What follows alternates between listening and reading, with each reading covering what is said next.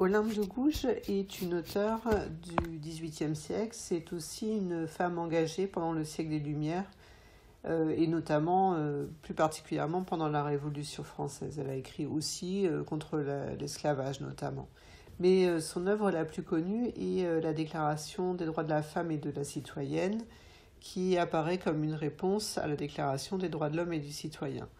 Le passage que nous allons étudier maintenant, ce sont les articles 1 à 7. Et donc dans ces articles, Olympe de Gouges développe l'idée que l'égalité femmes-hommes répond aux lois de la nature et de la raison. Article 1. La femme naît libre et demeure égale à l'homme en droit. Les distinctions sociales ne peuvent être fondées que sur l'utilité commune. Article 2. Le but de toute association politique est la conservation des droits naturels et imprescriptibles de la femme et de l'homme. Ces droits sont la liberté, la propriété, la sûreté et surtout la résistance à l'oppression. Article 3. Le principe de toute souveraineté réside essentiellement dans la nation, qui n'est que la réunion de la femme et de l'homme. Nul corps, nul individu ne peut exercer d'autorité qui n'en émane expressément. Article 4. La liberté et la justice consistent à rendre tout ce qui appartient à autrui. Ainsi, l'exercice des droits naturels de la femme n'a de borne que la tyrannie perpétuelle que l'homme lui oppose. Ces bornes doivent être réformées par les lois de la nature et de la raison. Article 5. Les lois de la nature et de la raison défendent toute action nuisible à la société. Tout ce qui n'est pas défendu par ces lois, sages et divines, ne peut être empêché, et nul ne peut être contraint à faire ce qu'elle n'ordonne pas. Article 6. La loi doit être l'expression de la volonté générale. Toutes les citoyennes et citoyens doivent concourir personnellement ou par leurs représentants à sa formation. Elle doit être la même pour tous. Toutes les citoyennes et tous les citoyens, étant égaux à ses yeux, doivent être également admissibles à toute dignité, place et emploi public selon leur capacité et sans autre distinction que celle de leur vertu et de leur talent. Article 7. Nulle femme n'est exceptée, elle est accusée, arrêtée et détenue dans les cas déterminés par la loi. Les femmes obéissent comme les hommes à cette loi rigoureuse. Alors, pour étudier ce texte, nous allons donc nous poser une question, une problématique, qui va être comment ce passage pose-t-il l'égalité femmes-hommes comme découlant des lois de la raison et de la nature. Dans un premier temps, nous verrons que les 3 premiers articles ont pour but de présenter les principes fondamentaux selon Olympe de Gouges et notamment le principe d'égalité. Et dans les articles 4 à 7, nous verrons que cette égalité repose, selon le texte, sur les principes donc de nature et de raison. Donc article 1er, la femme naît libre et demeure égale à l'homme en droit. On remarque que cette première phrase est une réécriture directe du début de la Déclaration des droits de l'homme et du citoyen. L'homme naît libre et égal en droit. Ici, on vient remplacer par la femme et la femme est alors égale à l'homme.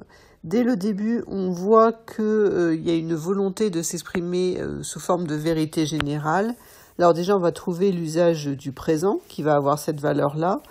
On voit également l'utilisation de la femme de l'article défini là, suivi de la majuscule à femme pour parler de la femme en général, et qu'on retrouvera ensuite d'ailleurs un petit peu plus bas sur l'homme en général. Donc il y a une volonté universaliste dans ce début d'article qui montre que Olympe de Gouges va donc parler de la situation de la femme en général.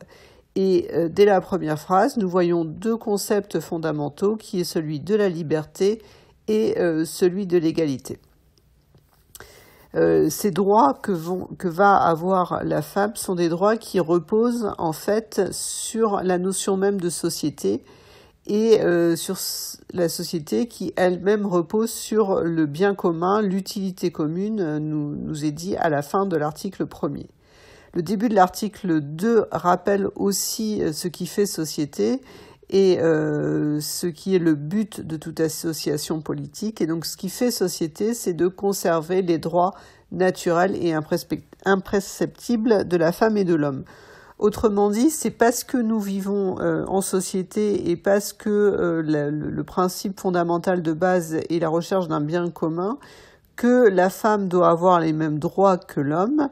Et ici, les droits sont précisés, spécifiés. Ces droits sont la liberté, virgule, la propriété, virgule, la sûreté et surtout la résistance à l'oppression.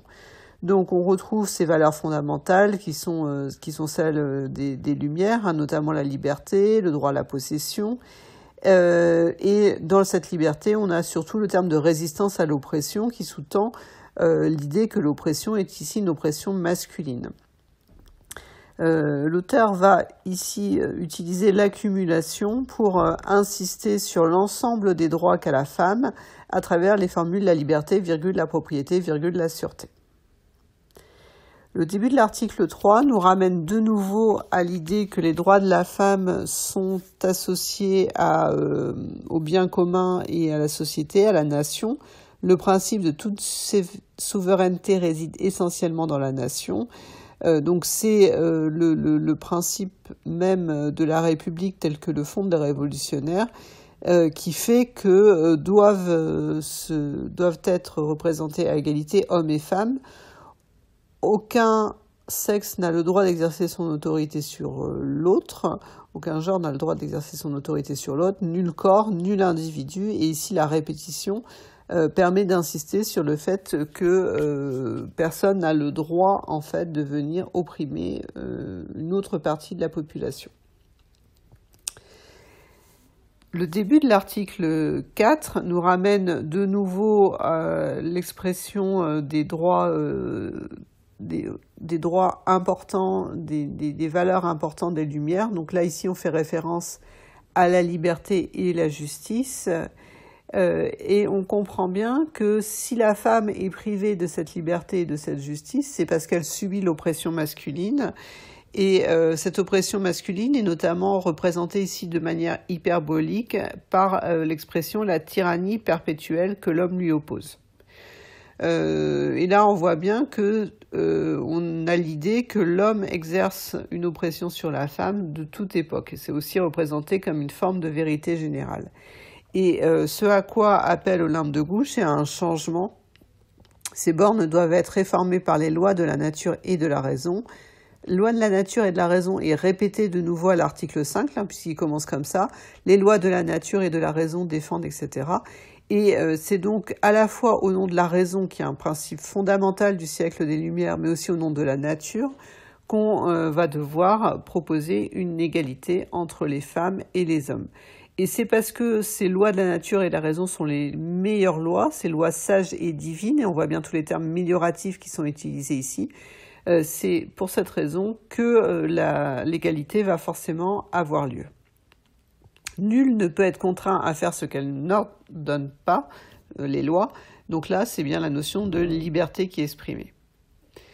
Les articles 6 et 7 vont s'intéresser plus à la question de la légalité. La loi doit être l'expression de la volonté générale. Donc là encore, on retrouve l'idée d'une société qui repose sur le bien commun, et parce que c'est le bien commun, ça la repose sur l'égalité entre citoyennes et citoyens, terme qui est employé d'ailleurs à 2 reprises. Toutes les citoyennes et citoyens doivent concourir personnellement, qui est répété ensuite pour bien insister par toutes les citoyennes et les citoyens étant égaux à ses yeux, etc. Dans l'article 6, il est question d'une égalité sur le domaine professionnel. C'est-à-dire que toute personne de domaine professionnel et d'activité plus généralement. C'est-à-dire que l'idée, c'est que femmes et hommes, tous doivent avoir la même possibilité d'accéder à certains postes qui nous sont ici énumérés, à toute dignité, virgule, place et emploi public selon leur capacité, sans autre distinction que celle de leur vertu et de leur talent. C'est-à-dire que ce n'est pas l'appartenance au genre féminin ou masculin qui va définir la place que va occuper la personne dans la société, mais bien ses qualités. L'article 7 porte sur la question de la justice. Les femmes, comme les hommes, obéissent aux mêmes lois, c'est-à-dire que la femme est accusée, arrêtée et détenue. Et là, pour insister, on retrouve l'accumulation avec le rythme ternaire qu'utilise fréquemment Olympe de Gouges. Donc la femme est accusée, arrêtée et détenue lorsqu'elle commet quelque chose d'illégal, à la même hauteur qu'un homme va l'être. Et c'est aussi une autre forme d'égalité que d'être soumis à la justice de la même manière. En conclusion, le texte rappelle donc les valeurs fondamentales que sont les valeurs du siècle des Lumières, la liberté, l'égalité, la justice, et il précise que la notion d'égalité de femmes-hommes va en fait découler du principe de toute société, notamment de la société révolutionnaire. Et donc cette égalité repose sur les lois de la nature et de la raison, et on peut aussi terminer en disant que ce texte-là, c'est une sorte de réécriture de la Déclaration des droits de l'homme et du citoyen, et ça pose d'une manière universaliste également l'idée que femmes et hommes doivent être égaux.